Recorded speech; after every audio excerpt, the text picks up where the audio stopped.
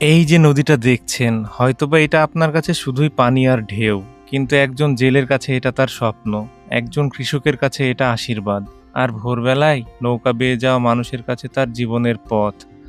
বাংলাদেশের আকাশটা দেখেছেন কখনো মন দিয়ে?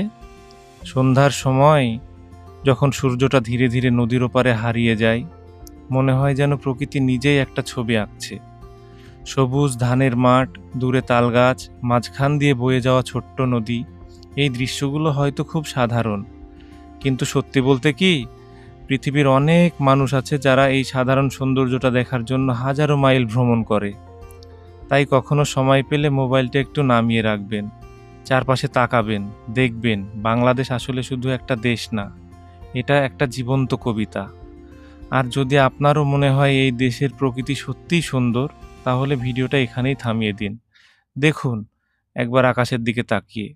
আর হ্যাঁ, ভিডিওটি ধারণ করা হয়েছে ধলেশ্বরী নদীর ধারে, ভেন্ডিঘাট, কেরানীগঞ্জে। আপনিও যদি এমন একটা সন্ধ্যার সৌন্দর্য দেখতে চান, কোনো একদিন সূর্য ডুবার আগে চলে আসতে পারেন এখানে। ধন্যবাদ।